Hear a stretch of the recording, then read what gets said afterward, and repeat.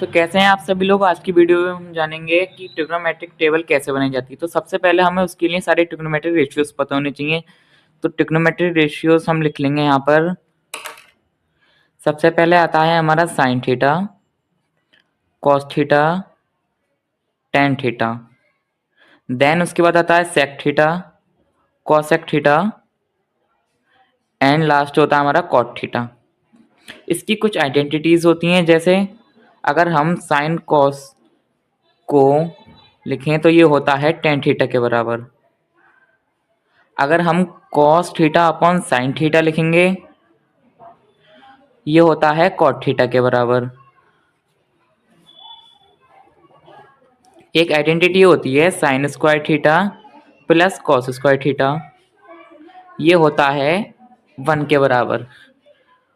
और यहीं से हम कुछ और आइडेंटिटी बना सकते हैं, जैसे 1 माइनस साइन स्क्वायर थीटा जो होता है कॉस स्क्वायर थीटा के, और 1 माइनस कॉस स्क्वायर थीटा ये होता है साइन स्क्वायर थीटा के बराबर। अब चलते हैं हम अपनी टेबल की ओर। टेबल कैसे बनाई जाती है। सबसे पहले हमें रेशियो मेंशन कर देने हैं, जैसे सबसे पहले sine theta, then cos theta, tan theta, cot theta, sec theta and cosec theta. Degrees लिख लेंगे यहाँ पर सबसे पहले आती है 0 degree, then 30 degree, 45, 60 and the last one is 90। इससे आगे भी और डिग्रीज होती हैं, लेकिन हमारे 10th क्लास के सिलेबस में यहीं तक डिग्री पढ़ाई गई हैं।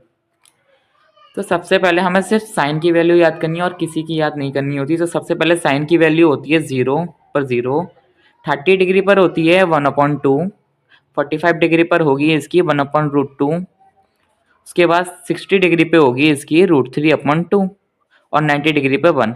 सिर्फ आपको यही याद करनी है, उसके बाद आपको कुछ याद नहीं करना है। यहाँ से हमें पता है कि साइन थीटा को अगर हम उसकी डिग्री को रेसिप्रोकल करके रख दें या रिवर्स में लिख दें तो वो उसकी कॉस की बन जाती हैं। वो जैसे 90 डिग्री की हमने 0 में लिख दी, फिर ये वाली लिख देंगे हम यहाँ पर 45 की, फिर 30 की एंड द लास्ट वन है 0 डिग्री की। ये इसकी रेसिप्रोकल हो जाएगी। और जैसा अभी हमने आइडेंटिटी में पढ़ा कि अगर हम साइन थीटा को कॉस थीटा से डिवाइड देंगे तो वो टेन थीटा के बराबर होगा। तो अगर हम sine theta upon cos theta करें तो 0/1 इज इक्वल टू 0। अगर हम 1/2 को डिवाइड करें 3/2 से 2 से 2 कैंसिल होने के बाद बचेगा हमारे पास 1/√3। अगर हम इसको कैंसिल करेंगे तो ये हमें 1 देगा। इसको हम अगर डिवाइड करेंगे 2 से 2 कैंसिल होगा तो हमें पास बचेगा सिर्फ √3। और हम किसी भी नंबर को 1 से 0 से डिवाइड करेंगे वो हमें देगा infinity. Tan theta cot theta के अपोजिट हो रहा है। हमने एक आइडेंटिटी पढ़ी है कि tan theta is equal to होता है 1/cot थीटा के। तो यहाँ से इसकी डिग्री रेसिप्रोकल हो जाएगी। जैसे अगर हम 0 को 1/0 लिखें तो वो इन्फिनिटी के बराबर हो जाएगा। 1/√3 को 1 में करें तो हम वो √3 मिलेगा। 1/1 इज इक्वल टू 1 ही रहेगा।